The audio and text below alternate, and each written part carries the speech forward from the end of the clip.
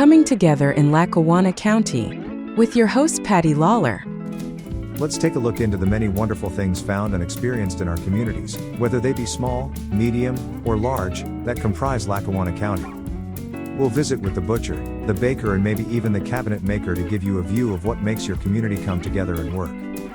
From grocery shopping to spending time in your local park, there is always a group of folks making it happen, for the greater good of the community. From the young to the old, and everything in between, all have a part to play in enriching the lives of you, your family, your neighbors, and your friends. Join us as we look into our county's diverse neighborhoods and communities on Coming Together in Lackawanna County. With your host, Patty Lawler. And here I am at the Rose Garden, and with me is Debbie Welby. I was grousing around looking for someone that would be able to give me some history on the Rose Garden, and a fella said, go to Debbie Welby, this is her baby. So how lucky I am that I see you here today. Tell us a little bit about the Rose Garden. Actually, it's very old. It is very old. The concept of Rose Garden. It really is. It's been here since 1935. It was set up as a rose garden in R.N. Davis. It's a memorial rose garden. And it had existed, and it was beautiful, I'm sure, for many, many years. But in 1991, my daughter and her classmates and the whole school were involved in an Earth Day project. Ironically, back in those days. And we as a PTA, which we were a very small numbered PTA, but we had a lot of energy and youth on our side. Of course. And we decided, let's take on this rose garden and bring it back to some, a beautiful life. And that's what we started to do back in 1991. 1991, Yes. and you've been chirping away ever since. Oh, yes. But just go back to the class tripper, the classes from Audubon. From Audubon School, From Audubon Grade School, which unfortunately is no longer there. Yes. But for many years, we would have every student come up here and plant either bulbs, or the first year we had every student planted a pansy, every student planted an annual. We planted 40 roses the first year, and the kids had a ball. Yes. And it got them out of the classroom, and it got them to appreciate not only Earth Day, but their neighborhood. Exactly. And gave them pride. I still have well, they're no longer children. I still have people coming up and saying to me, I planted that plant. And I Yes. usually say, well, not that plant.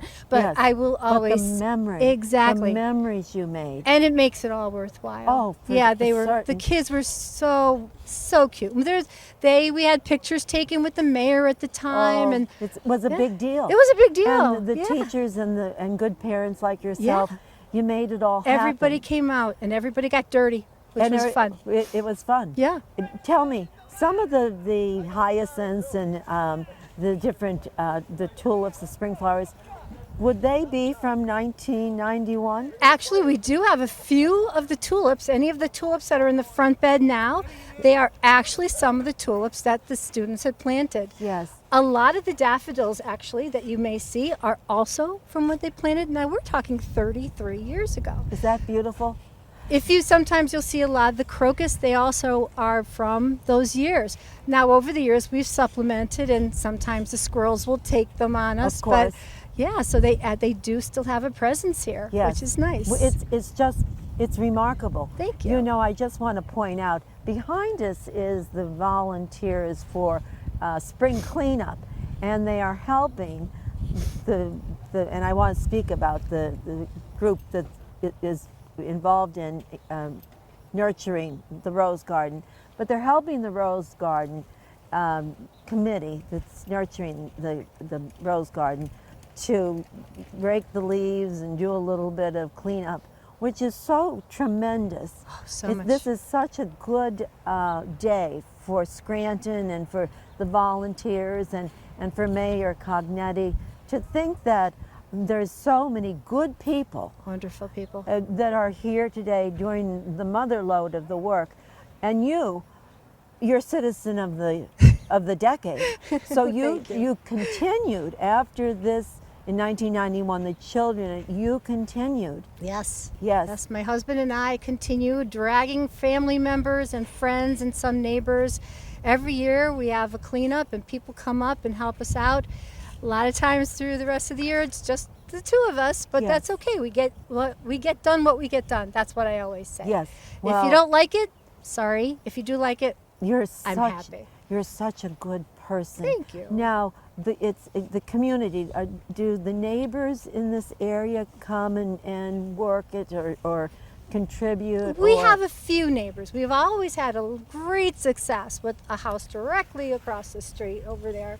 People over there always helped us no matter what. Yes. Actually, the one person there now, she was here for a while, and she waters every day whatever plants I have potted up in these big pots. Yes. And there's a lot of them. I So that's a imagine. great undertaking, and it takes that off of me. So I know I can plant annuals and not have to And worry she'll- about them dying. She takes she'll care of water them. them. You Yeah. do have a water source.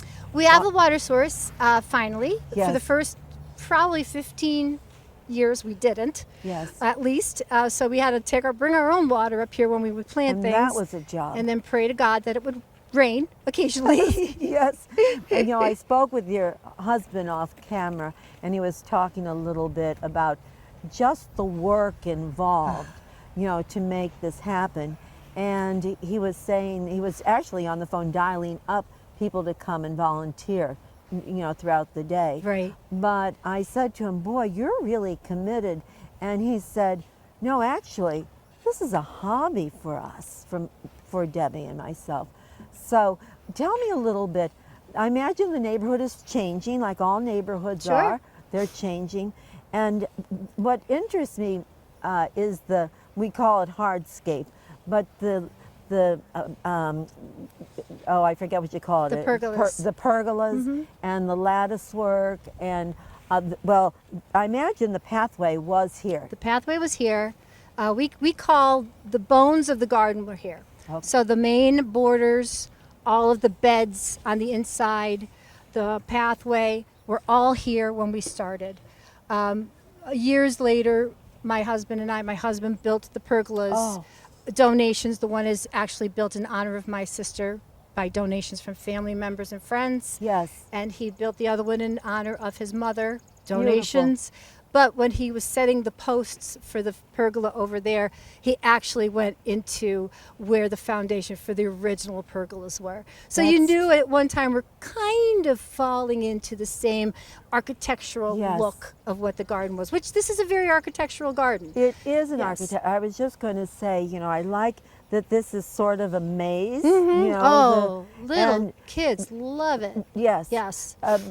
This is Arthur Avenue. Yes. So the location is perfect Yeah. if you're walking your children, or if you see the garden and you want to stop and use I call it a maze.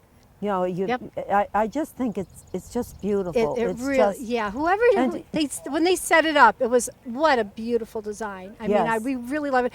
What we've done though is we've taken the hardscape of just having roses, which started out originally, and we softened it up Yes. with things that are going to be much more viable. Yes. Perennials Yes. and natives and, Yes. a few annuals that we could afford to Okay. put in trees and bushes and things that are going to bloom seasonally. Like Yes. we pride ourselves on the fact that we have at least 3 seasons of color, Yes. which is difficult to do, and it's usually a goal. But hey, we've got more years to go. Yes, so of who course. knows what's going to happen? It's just a whole beautiful concept. Now, you rely on donations. You're not funded by any.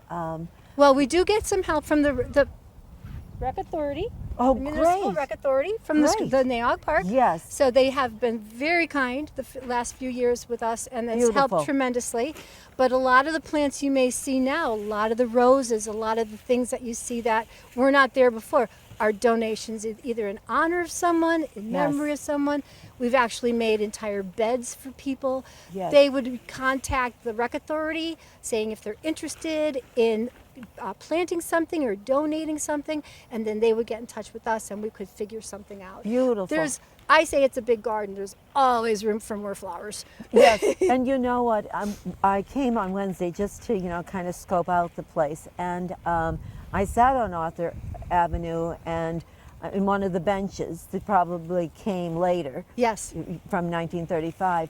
And it's really like a, if you can humor me, a garden of meditation. Very much so. You know, to sit here, you're looking up there, and then you look at all the different colors, all the different varieties, even though it's early spring, but I just can't even imagine it, what the blossoming as we go further. We feel that each bench has its own special thought or feeling. If you sit in any of these benches, it's a unique experience. Don't you think? And it really is. I mean, well, unfortunately, we lost a tree last year, which was a large tree, and it actually shaded that beautiful bench down there. Yes. But we continue on. Now it's in the sun. Yes. So, you know, there's shade other places, but yeah, the benches have all been donated over the years in honor of people, and they make a wonderful addition to here because people, every time I'm here, and I'm here a lot, people are sitting. Sometimes they eat their lunch. Sometimes little kiddos are here. It's just, I feel it's a magical place. It is a magical place, and we owe it all to you and your husband. You so much. You're such good residents of Scranton.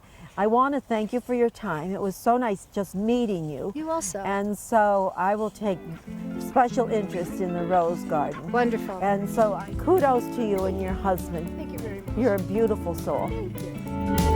Thank you.